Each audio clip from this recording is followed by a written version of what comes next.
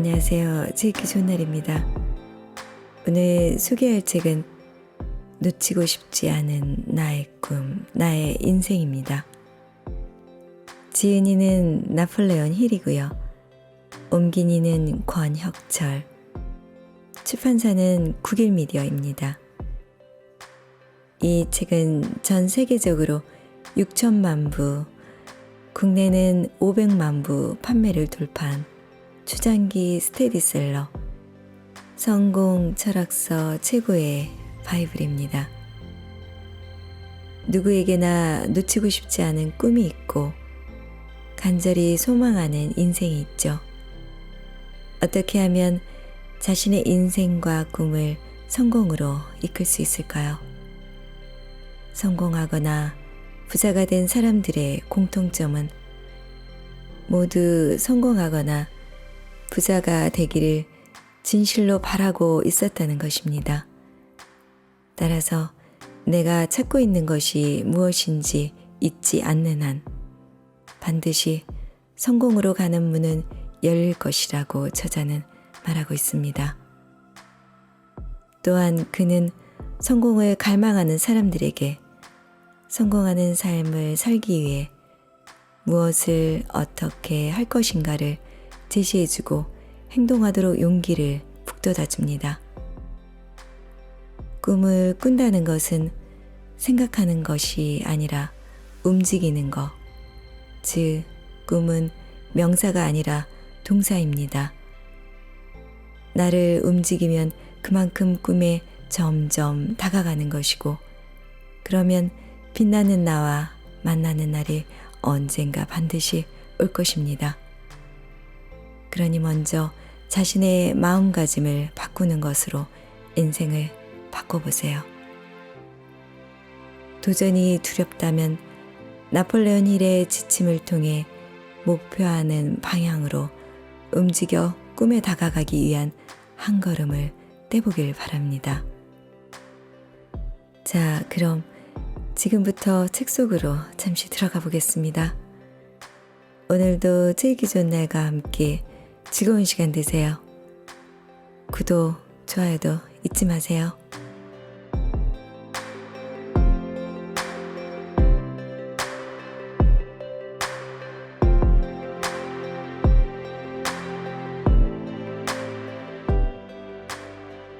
생각에 따라 삶이 달라진다.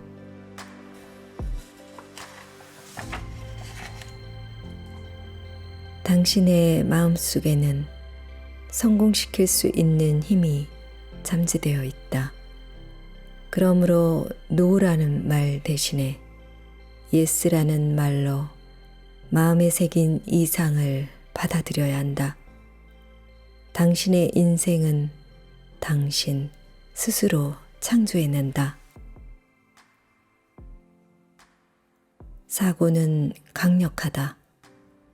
더군다나 이것이 명확한 목적, 끈기, 불타는 소망과 합쳐진다면 더욱 강렬한 에너지를 발산한다. 수년 전 에드윈 C. 번즈는 인간은 생각함으로써 풍요로워질 수 있다는 위대한 진리를 발견했다. 하지만 이것을 곧바로 증명하지는 못했고 훗날 위대한 발명가 에디슨과 공동사업을 하면서 점차 이 진리를 증명해 나갔다. 번즈가 에디슨과 공동사업을 꿈꾸고 있을 때 그가 원한 것은 에디슨을 위해서 일하는 것이 아닌 에디슨과 함께 일하는 것이었다. 번즈가 어떻게 그 소망을 달성했는가를 유심히 관찰해보면 우리는 성공을 위한 13가지 명확한 원칙을 포착할 수 있다.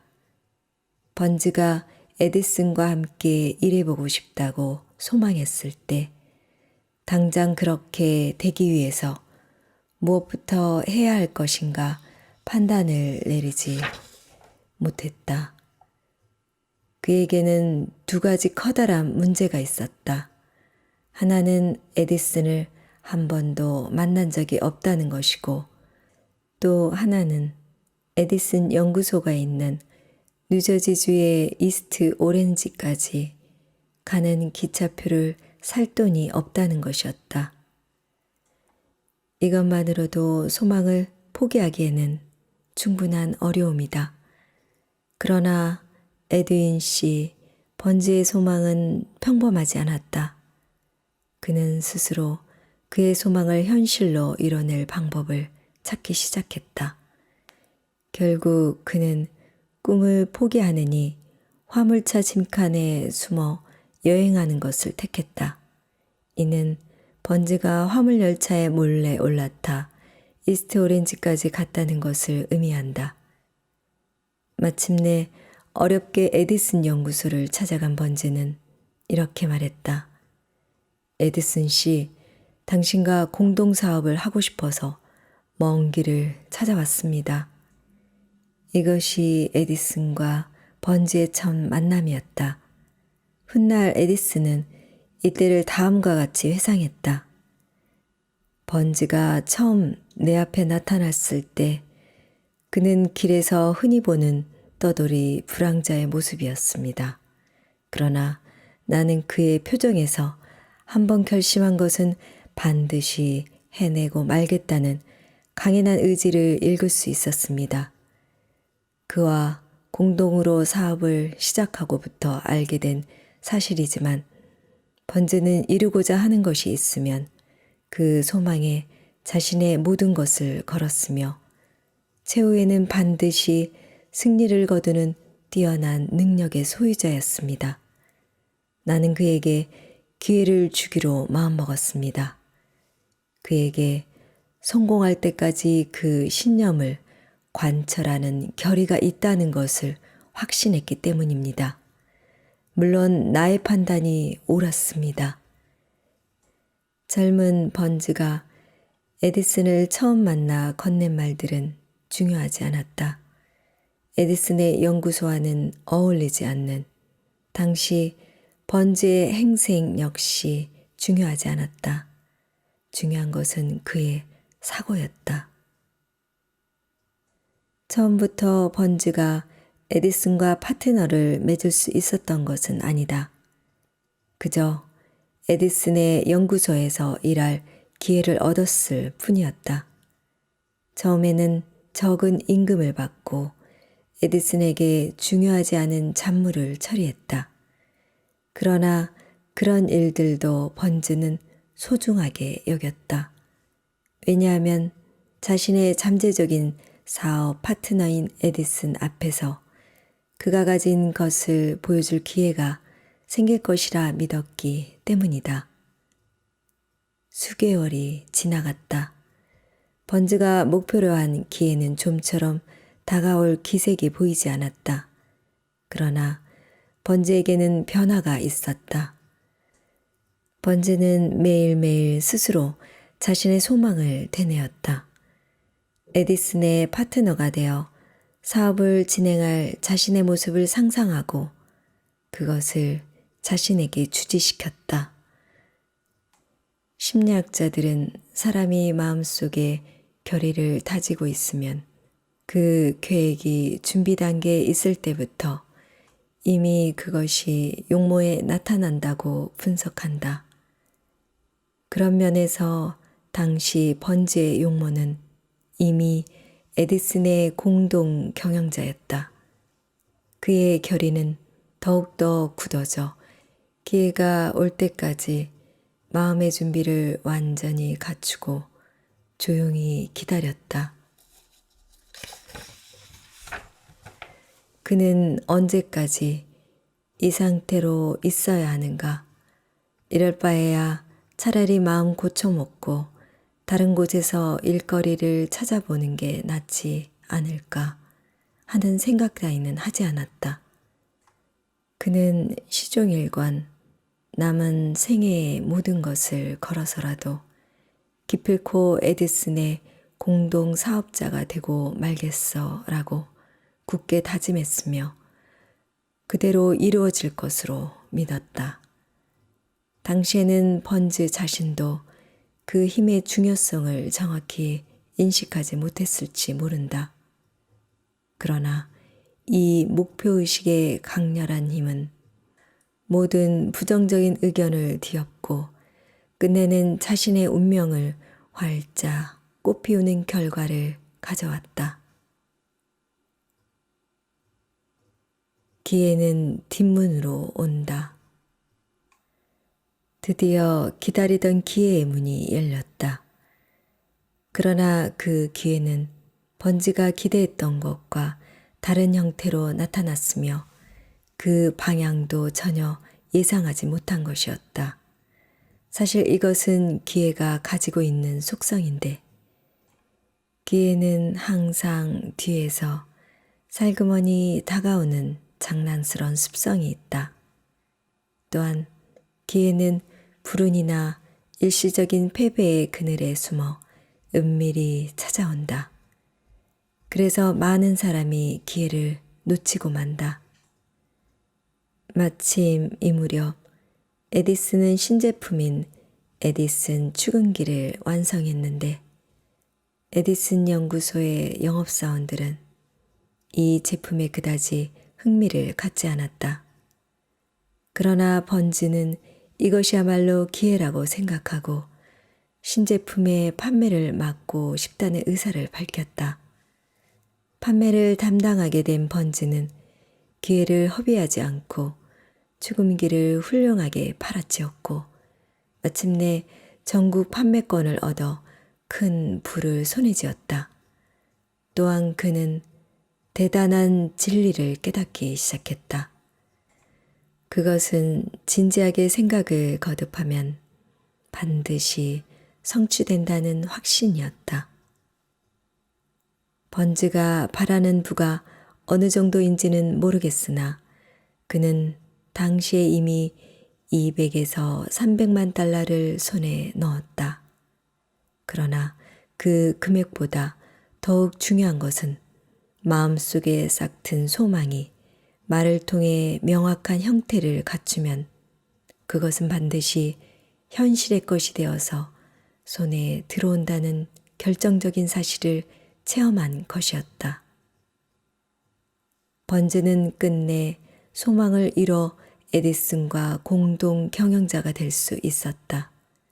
게다가 막대한 부도 쌓았다.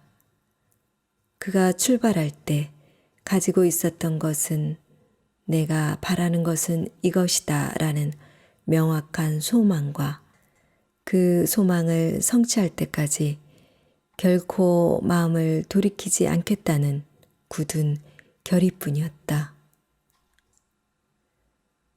절망 저편에 성공이 기다리고 있다. 실패의 최대 원인은 일시적인 패배에 너무나 간단히 단념해버리는 것이다. 누구나 한 번쯤은 경험하지 않았을까? 금강을 찾아 너도 나도 서부로 몰리던 골드 러시 시대에 알류 더비와 그의 숙부도 광맥을 찾겠다는 열기에 들떠 서부로 떠났다. 다만 숙부는 금괴보다 중요한 것은 사람의 마음속에 있다는 진리를 몰랐다.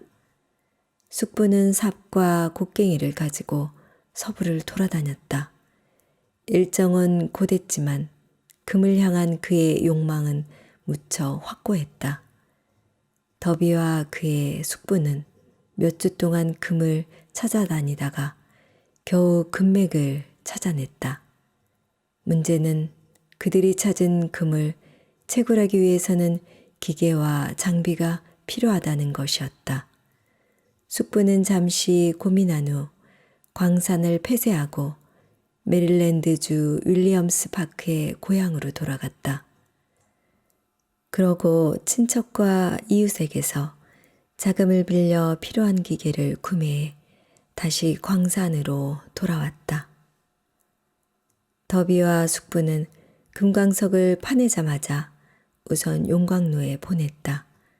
순도를 테스트해보니 그들이 파낸 금은 콜로라도 주에서 가장 질이 좋은 수준이었다. 이렇게 몇 개의 트럭을 채울 만큼 채굴을 하니 그들이 진 빚을 모두 갚을 수 있었다. 그러나 큰 실패는 그 다음 일어났다.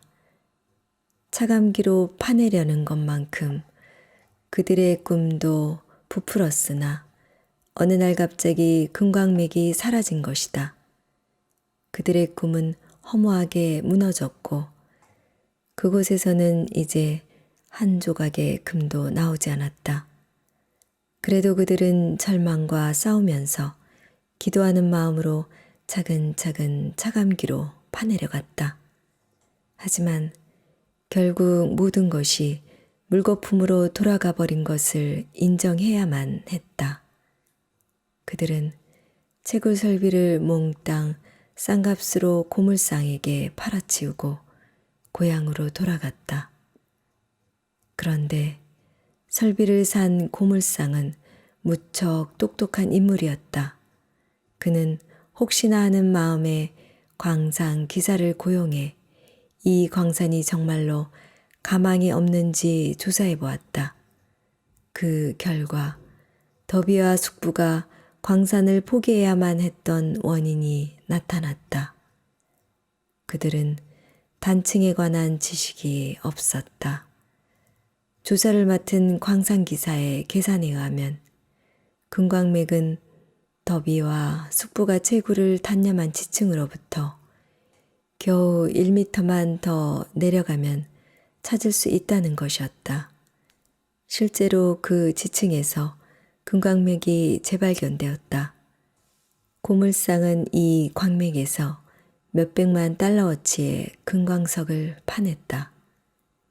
이것은 소망을 단념하기 전 만에 하나의 가능성을 확인하기 위해 전문가의 의견을 듣는 자세와 마음의 여유를 가진 자에게만 주어지는 대가였다.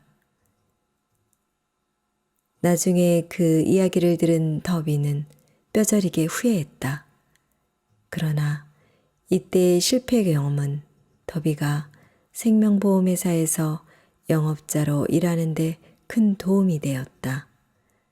서부에서 겪은 대실패가 사소한 부주의에서 일어났다는 것을 깨달은 더비는 이것을 보험이라는 새로운 세계로 뛰어든 자기 자신의 철저한 교훈으로 삼았다.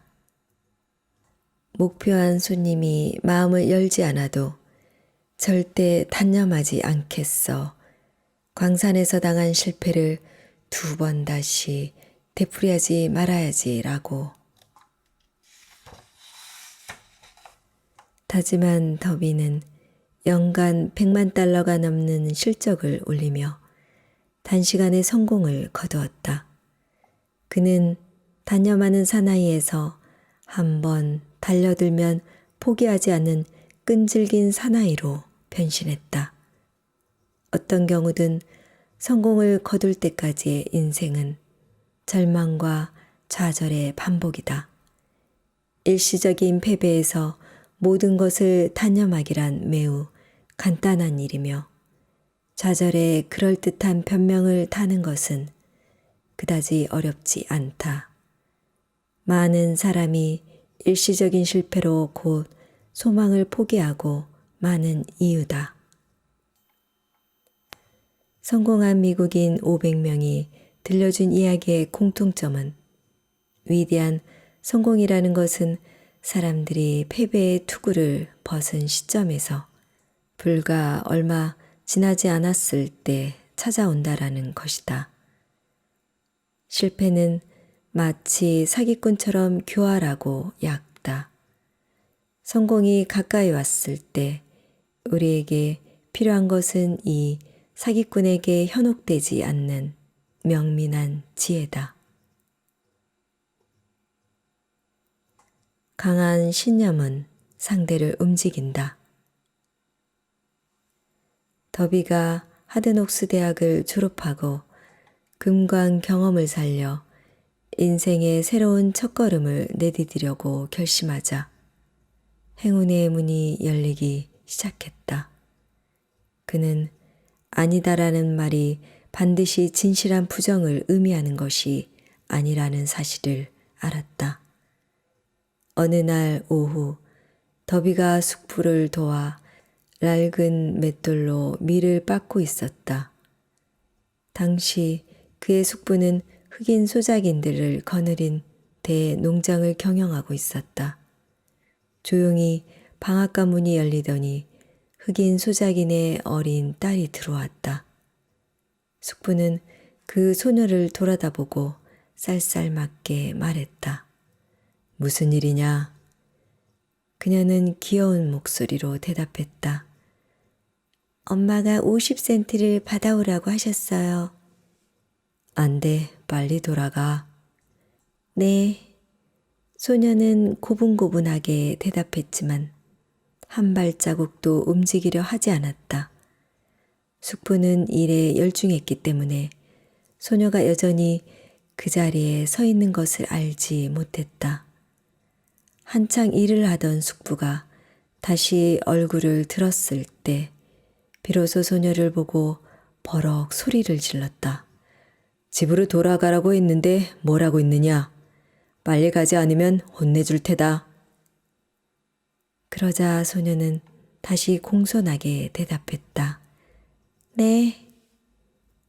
그러나 역시 꼼짝도 하지 않았다.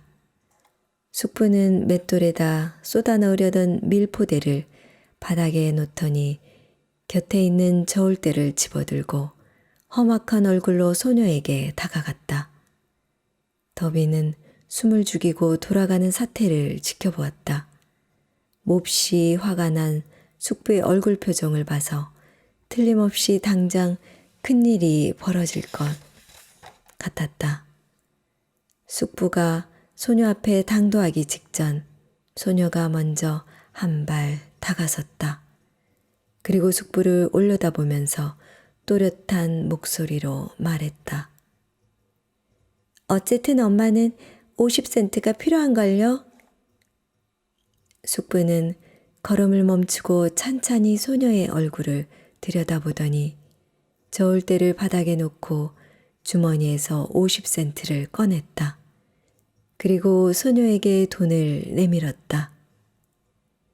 돈을 받은 소녀는 방금 싸워서 이긴 상대의 눈을 응시한 채 천천히 문 쪽으로 뒷걸음쳤다.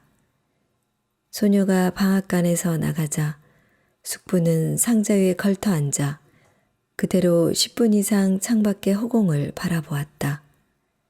숙부는 공포에 가까운 기분으로 방금 체험한 일을 생각하는 것이었다. 냉정하게 이 사건의 본질을 분석해보면 도대체 어떤 불가사의한 힘으로 소녀가 그 자리를 모면했는지 알게 될 것이다. 이체 곳곳에는 당신의 직감력을 길러 모든 장애를 물리칠 힘을 발휘하는 방법이 잠재해 있다. 그 수수께끼는 제1단계에 해명되거나 혹은 다른 단계에서 갑자기 당신의 머릿속에 번뜩일지도 모른다. 또한 하나의 아이디어로 발견될지도 모르며 혹은 목표와 계획으로 체계적인 형태를 취하고 있을지도 모른다. 아무튼 그 번뜩임이 당신 눈앞에 나타났을 때 당신은 과거의 패배와 좌절의 경험을 새롭게 활용할 수 있을 것이다.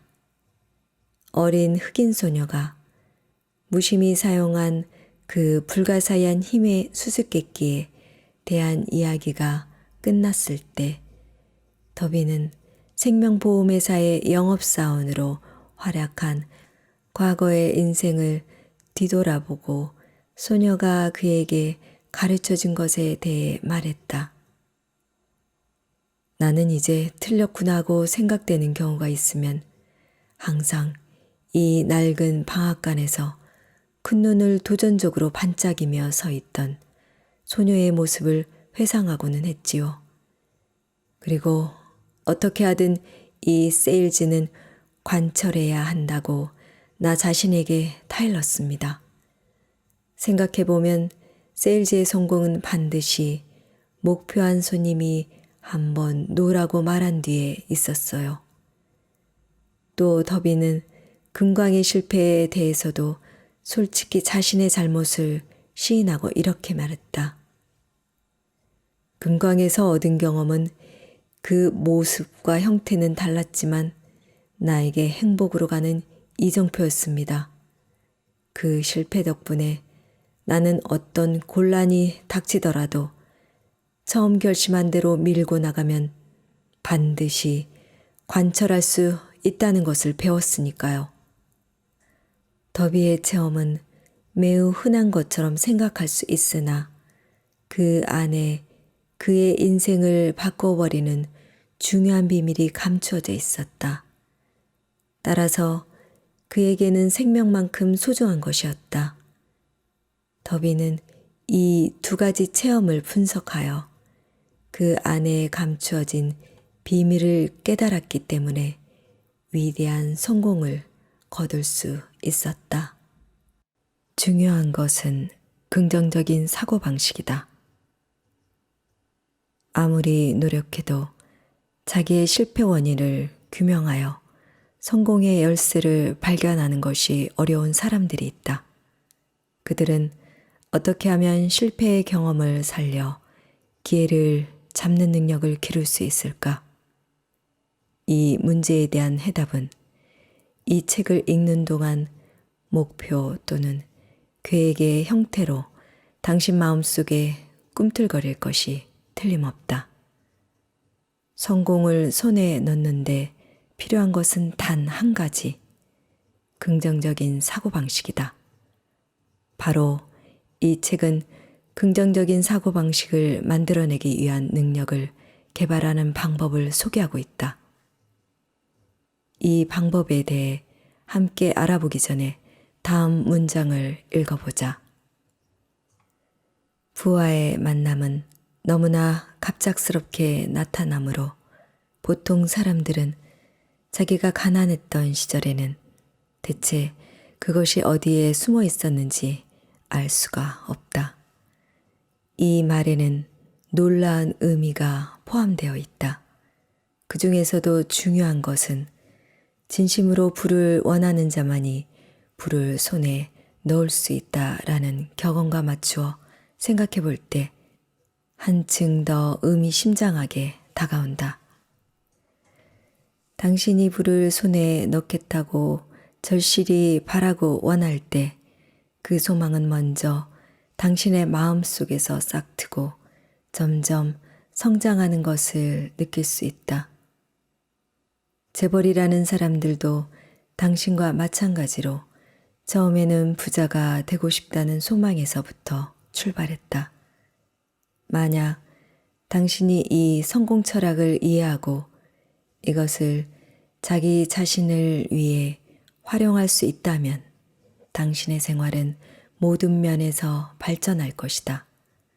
또한 당신이 마음에서 감지하는 것은 무엇이든 현실이 된다는 확신이 생길 것이다. 이것은 결코 불가능한 일이 아니다. 인류의 최대의 약점은 불가능이라는 말에 너무나 익숙해져 있다는 것이다. 사람이 절대로 변하지 못하는 숙명에 묶여 있다든가, 제 아무리 초인적인 인간이라도 반드시 한계가 있다는 상식을 간단히 인식하는 것은 매우 위험하다. 이와 같은 게으른 상식을 개조하여 불가능을 가능으로 만들어 숙명을 극복하고 그 한계를 타파해야 한다. 성공을 믿는 사람만이 성공할 수 있다. 가령 조금이라도 마음 한구석에 실패를 생각한다면 그 사람에게는 틀림없이 실패가 찾아올 것이다. 이 책의 목적은 실패 공포증에 사로잡혀 있는 사람들의 마음을 자신의 가득 찬 성공 의식으로 전환하는 데 있다. 그런데 모든 사람에게서 볼 수 있는 또 한 가지 약점은 자기 편리한 대로 자기 주장을 펼치거나 독선적인 고정관념으로 모든 것을 평가하는 태도다. 지금 자신이 가난이나 실패 또는 절망감에 사로잡혀 있다는 이유로 이 책을 읽어봤자 성공할 리가 없어 라고 믿는 사람이 있을지도 모른다. 이러한 사람들에게 젊은 중국인의 이야기를 들려주고 싶다. 미국에 유학 온 그 중국인은 시카고 대학을 다니고 있었는데 어느 날 캠퍼스에서 하퍼 총장을 만나 이야기를 나누게 되었다. 그때 총장은 미국인의 가장 큰 특징이 무엇이라고 생각하는가? 라는 질문을 했다. 그러자 젊은 중국인이 대답했다. 제 생각엔 사물을 정면으로 보지 않는 시각인 것 같습니다. 이 말에 우리는 어떤 반론을 제기할 수 있을까? 많든 적든 사람은 누구나 편견이 있다. 우리는 우리가 이해할 수 없는 것을 믿지 않으려고 하는 성향이 있다. 그래서 우리 스스로 한계를 규정짓고 그것만이 옳다고 생각한다. 이런 생각은 위험하지만 사람들은 애석하게도 자신의 관찰만이 올바르다고 믿는다. 그래서 이 중국인이 사물을 바라볼 때 정면으로 바라보지 않는다는 것을 지적한 것이다.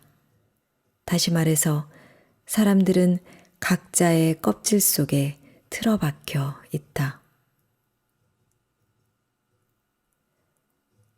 소망하기 때문에 실현되는 것이다. 헨리 포드가 그 유명한 VA 엔진을 개발할 때의 이야기다. 포드는 8개의 실린더를 하나로 묶어 조립한 엔진을 제작하기로 마음먹고 기사들에게 설계를 의뢰했다. 그러나 포드의 아이디어를 설계도에 그려본 기사들은 한결같이 이론적으로 불가능하다고 말했다. 무슨 일이 있어도 만들어내시오. 포드는 단호하게 명령했다. 그러나 불가능한 것은 불가능합니다. 어쨌든 해야 하오. 아무리 많은 시간이 걸리더라도 완성할 때까지 일에만 몰두하세요. 기사들은 포드를 말려보려 했지만 그는 단념하지 않았고 결국 기사들은 포드의 명령에 따라 이 엔진 개발에 착수했다. 그러나 반년이 지나도 어디에서부터 어떻게 손을 대야 할지 힌트조차 얻지 못했다. 그리고 또 반년이 아무런 성과 없이 흘렀다. 기사들은 포드의 명령에 따라 온갖 상상력을 동원하여 사원을 걸고 필사의 연구를 계속했으나 결국 이것은 불가능한 일이라는 결론을 내릴 수밖에 없었다. 그의 말, 기사들은 포드에게 다시 한번 8개의 실린더 엔진은 역시 불가능한 일이라고 보고했으나 포드의 대답은 하나뿐이었다. 몇 번이라도 다시 도전하시오. 어쨌든 나는 꼭 필요하니까. 기사들은 다시 작업장으로 돌아가 포드가 요구한 대로 엔진을 만들기 시작했다. 그런데 기적 같은 일이 벌어졌다. 얼마 지나지 않아 기사들이 VA 엔진을 완성한 것이다. 결국 포드의 진념이 승리했다. 다시 말해 포드의 마음속에 있던 소망이 구체적인 현실로 나타나기 시작했다. 자신이 풍족해지기를 진심으로 바란다면 포드의 성공 철학에 대해 이미 무엇인가 느꼈으리라고 생각한다. 소망을 성취하는 시기는 그다지 멀리 있지 않다. 이 성공 철학의 근본은 소망과 명확한 목표에 있다. 무언가를 소망하며 자신이 원하는 것이 무엇인지 확실히 알아야 한다. 이것을 이해할 수 있는 사람은 반드시 포드와 동등한 성공을 거둘 것이다. 내 운명의 주인은 바로 나. 나야말로 내 운명의 지배자이며 내 영혼의 선장이다. 영국의 시인 헨리가 쓴 이 시는 모든 사람에게 공통되는 진리를 담고 있다. 우리는 스스로 운명과 영혼을 지배하는데 이는 자신만이 자기의 사고를 조절할 수 있기 때문이다. 헨리는 우리의 마음을 지배하고 있는 의지의 힘이 우리 두뇌에 자극을 주어 조화로운 생각을 하게 하고 그 결과 행복한 인생을 창조한다는 사실을 말하고 있다. 예컨대 막대한 부를 쌓고 싶다면 우선 간절하고 강렬한 소망을 가져야 한다. 그래야 그 바람이 자기의 의지가 되어 마음을 조절할 수 있고 목표로 향하는 단호한 계획이 형성된다는 것을 이 시는 가르쳐주고 있다. 운명의 주인인 당신은 성공을 위한 마음의 준비가 충분히 되었으리라고 생각한다. 이 성공 철학이 지금까지 수많은 사람들에게 도움이 되었던 것과 마찬가지로 당신을 위해서도 유익한 진리를 전해줄 것이다. 몇 년 전 일이지만 나는 웨스트 버지니아주 셀럼 대학의 졸업식에서 기념 강연을 의뢰받은 적이 있었다. 강연 중에 이 책에서 말하고 있는 성공 철학에 대해 열의를 다해 연설했는데 한 학생이 무척 큰 영향을 받은 모양이었다. 이 학생은 후일 국회의원이 되었으며 FD 누스벨트 대통령 밑에서 요직을 맡기도 했다. 그가 나에게 보낸 편지의 내용을 소개하겠다. 친애하는 나폴레옹 힐 선생님께 저는 국회의원으로 일하다 보니 사람들의 여러 가지 고민을 많이 접하게 됩니다. 고민을 안고 있는 많은 사람을 볼 때마다 안타까운 생각이 들었습니다. 그래서 그들에게 조금이나마 도움이 되었으면 하는 마음에서 펜을 들었습니다. 1922년으로 기억하는데 저는 그때 셀럼 대학 졸업식에서 선생님의 기념 강연을 들었습니다. 말씀 가운데 특히 헨리 포드 이야기는 너무나 감동적이었습니다. 저는 그 강연 덕분에 국민에 대한 책임감과 장래에 대한 사명감을 갖게 되었습니다.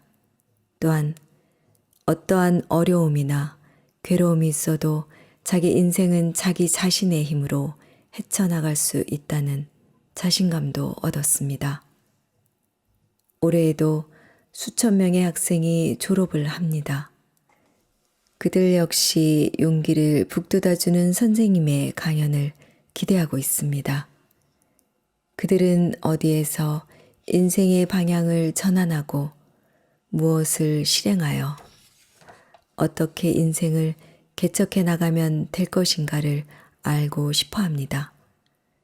지금까지 수많은 사람의 고민을 해결해 주신 선생님의 가르침이 필요합니다. 현재 얼마나 많은 사람이 어려운 경제 상황에서 탈출하여 풍족해지려고 노력하는지 모릅니다. 이런 사람들을 구제할 수 있는 사람은 나폴레옹 힐 선생님 외에는 없다고 믿습니다. 만일 책을 출판하셨다면 꼭 초판본을 저에게 보내주셨으면 합니다. 자필 서명에 있는 책을 받아볼 수 있다면 그 이상 행복한 일이 없겠습니다. 제닝스 랜돌프 올림. 이런 연유로 그 강연을 한 지 35년 후인 1957년에 다시 셀럼 대학 졸업식에서 기념 강연을 하게 되었다. 그리고 그 자리에서 명예 문학박사 칭호를 받았다. 그 후 나는 제닝스 랜돌프를 계속 지켜보았는데 그는 인류 항공회사의 중역으로 웨스트버지니아주 출신의 상원 의원으로 그리고 위대한 사회 지도자로 활약했다. 생각에 따라 미래를 바꿀 수 있다. 타오르는 소망을 지닌 한 누구나 새롭게 자기 인생을 개척할 수 있다. 노력의 방향이 잘못되지 않았다면 언젠가는 반드시 빛을 볼 수 있다. 성공을 눈앞에 두고 중도에서 포기한다면 이름도 모르는 다른 이에게 승리를 넘겨주고 마는 것이다.